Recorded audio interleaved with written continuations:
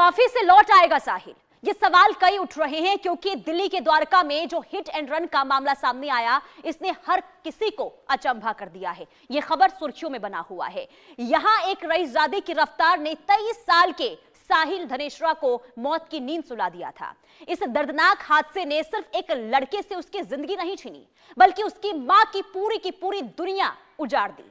जीते जी अपने बेटे को खो देने के बाद साहिल की मां पूरी तरीके से टूट चुकी हैं और साथ ही साथ मृतक साहिल की मां का दुख देखने के बाद आरोपी के पिता नरेंद्र सिंह भी दुखी हैं।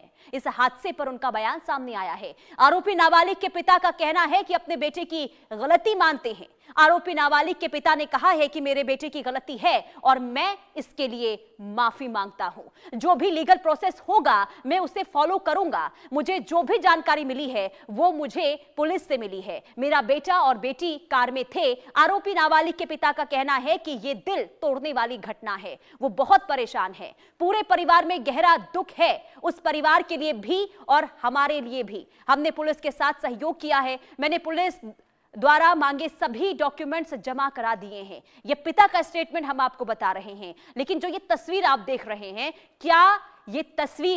क्या ये जो मां का दर्द है, क्या माफी के बाद खत्म हो जाएगा? सवाल यह है कि आखिर क्या आरोपी को सजा मिलेगी या फिर नहीं मिलेगी? क्योंकि इस वक्त देखिए परीक्षा के नाम पर वो आजाद घूम रहा है, यानी कि 10वीं की परीक्षा के नाम पर उसे अंतरिम जमानत मिल गई है। लेकिन दूसरी तरफ मां का रो रो कर बुरा हाल है और न्याय की गुहार लगा रही है। आइए आपको द्वारका हादसे का एक वीडियो दिखाते हैं और हादसे के पहले का वीडियो हम आपको दिखाएंगे जब तेज रफ्तार स्कॉर्पियो गाड़ी सड़क पर अंधाधुंध निकलती हुई सीसीटीवी कैमरे में कैद हुई है, जो आप अपने स्क्रीन पर देख रहे हैं। आपको दिखा रहे कैसे, देखिए गाड़ी की रफ्तार नजर आ रही है सीसीटीवी तस्वीर में, जिसे द्वारका के साहिल धनेश्वरा की मौत की ये तस्वीर है। साहिल की मां ने अपने बेटे की मौत के बाद यहां पर यह बताया है कि कैसे ये पूरा हादसा हुआ है। लेकिन उससे पहले ये तस्वीर जरा देख लीजिए। ये तस्वीर बता रही है कि नाबालिग के हाथ में गाड़ी देने से आखिर किस तरीके से स्थिति खराब हो सकती है। यहां पर तेज रफ्तार स्कॉर्पियो फराटा भरते हुए आगे किस तरीके से निकलती हुई नजर आ रही है और ये बता रही है कि यहां पर जो ट्रैफिक व्यवस्था है किस तरीके से दरकिनार करते हुए इस नाबालिग ने एक की जिंदगी ले ली है।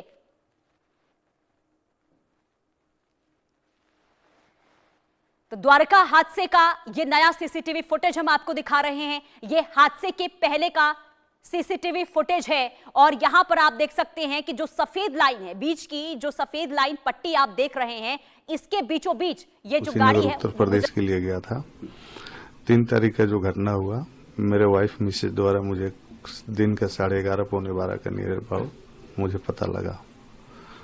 मैं इमीडिएट घटना का बात किया, मिसेज को बोला तुरंत स्पॉट पर, जब बोला बच्चा एक्सीडेंट हो गया गाड़ी से लाल बहादुर शास्त्री के पास। मिसेज को भी भेजे और जाने के बाद वो भी घबराई थी। मैं बोला वो कहाँ है? बोला स्पॉट पे है। बोले बच्चा को उठाओ और उस बच्चे को हॉस्पिटल ले जाओ। क्योंकि मैं बाहर था, मैं ये नहीं जाना जितनी बड़ी बर्दाश्त हो गया। मैं बोला बच्चा को हॉस्पिटल ले जाओ, एडमिट कराओ, जो भी हो उसको पहले नियरेस्ट हॉस्पिटल में दाखिला कराओ। फिर मैं वहां से ऑनलाइन टिकट किया इंडिगो का। गोरखपुर से 4 बजे फ्लाइट थी हमारी। 6 बजे हम इंटरनेशनल एयरपोर्ट पर आया। सेक्टर 9 थाना में आके पुलिस द्वारा सारी घटना की जानकारी मुझे मिला। मेरा फैमिली पूरा घबराए हुए थे। पेरेंट्स के हिसाब से मुझे सहमे हुए थे पूरा। मेरे को जो भी जानकारी मिला पुलिस द्वारा मिला। तो जिस समय घटना घटी, गाड़ी में कौन कौन मौजूद था? गाड़ी में मेरा बच्चा था, एक डॉटर थी। क्या गाड़ी चलाते हुए वो रील्स भी बना रहे थे और क्या पहले गाड़ियों पर भी चालान है? आपको पता था कि आपका बेटा गाड़ी चला रहा है? नहीं, मेरे गाड़ी पे जो चालान है, मेरा कमर्शियल व्हीकल बिजनेस है, वो हमारी बिजनेस में गाड़ी यूज होती है और उसमें हमारे जो ड्राइवर गाड़ी चलाते हैं उनके थ्रू चालान है, बच्चा के द्वारा नहीं है। देखिए, साहिल की इस घटना में मौत हो गई, तो ऐसे में आपने उस परिवार से बातचीत करने की कोशिश की?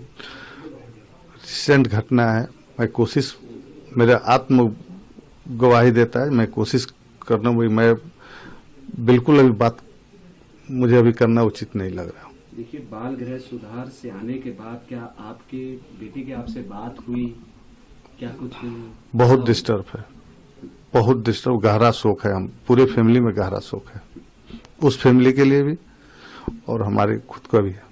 देखिए, इस घटना में एक व्यक्ति जो टैक्सी चालक है उसे भी कई चोटें लगती हैं।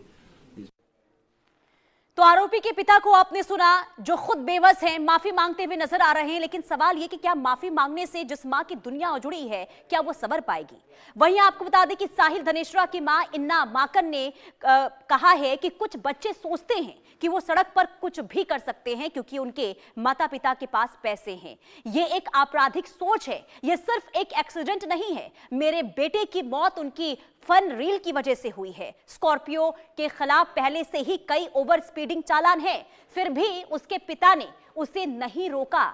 मुझे अपने बेटे के लिए इंसाफ चाहिए। स्कॉर्पियो ड्राइवर के पास आपको बता दें कि लाइसेंस भी नहीं था। ये आरोप भी मां की तरफ से लगाए गए हैं। कुल मिलाकर देखिए कई सवाल हैं और इन्हीं सवालों को साहिल की मां भी उठाती हुई नजर आ रही हैं। हमारे साथ खुद साहिल की मां जुड़ चुकी हैं और उनसे हम जानते हैं कि जो स्थिति इस वक्त बनी हुई है वो किस तरीके से इसका सामना कर रही हैं।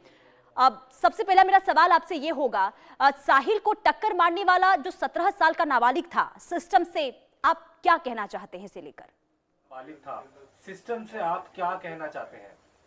देखिए, रिपीटेडली मैं एक ही बात कह रही हूँ, ये मैं नहीं सुनना चाहती अब, क्योंकि मैंने इनिशियली जब भी सोचा कि मैं कुछ एक्शन लूँ तो मुझे अपने अगल बगल के लोगों से ही ये सुनने को मिला कि ऐसे केसेस में कुछ नहीं होता, बेल हो जाती है और कॉम्पेंसेशन लेना पड़ता है जी। और ये सब क्या होता रहा है वो मुझे उससे कोई लेना देना नहीं है।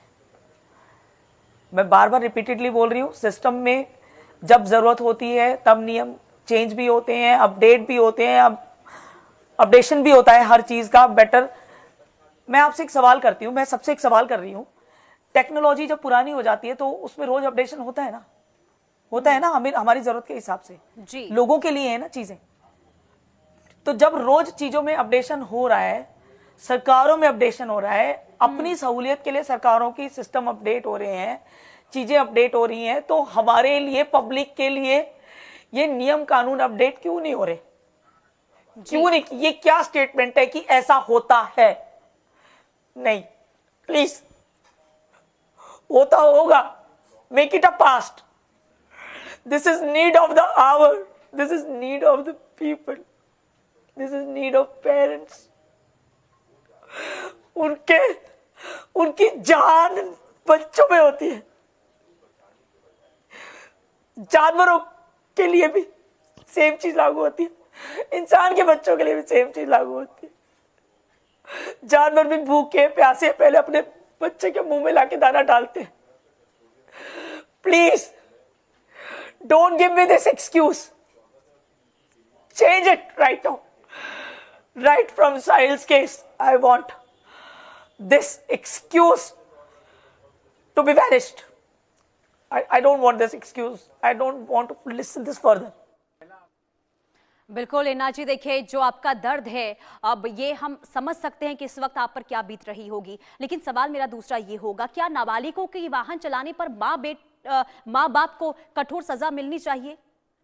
सिस्टम से आप कहना चाहते हैं? पहली बात तो ये है कि ये जो जुवेनाइल की 18 साल तक उसको जुवेनाइल कंसिडर किया जा रहा है, this is not right.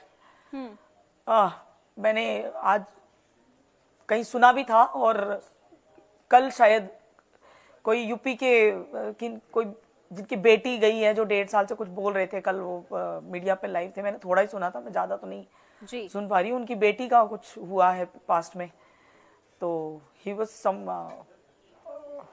Legal party या DG, I don't know his name. मैंने सुना था वो बोल रहे थे कि जुवेनाइल जो है वो 15 साल तक कंसिडर किए जाने चाहिए। ये एक बहुत बड़ा इंपॉर्टेंट जो रूल है ये चेंज होना चाहिए कि जो आज तक 18 साल तक जुवेनाइल कंसिडर किया जा रहा है, it should not be considered. And yes, माँ बाप के साथ साथ बच्चों के लिए भी सजा का प्रावधान होना चाहिए, क्योंकि अगर उनको डर ही नहीं होगा, अगर उनको ये पता ही नहीं होगा कि इस हमारे को भी सजा हो सकती है, तो किसी को कभी खौफ नहीं आएगा और कभी कोई नहीं रुकेगा। बिना डर के, बिना खौफ के कोई नहीं रुकता क्राइम करने से। बिल्कुल, लेकिन इन्ना जी देखिए साहिल जैसा किसी और के साथ ना हो, इसे लेकर सरकार से आप क्या कहना चाहते हैं? मैं बार बार रिपीटेडली एक ही बात कह रही हूँ सरकार से, मेरे बच्चे के लिए मुझे न्याय चाहिए। ये अगर ये मिसाल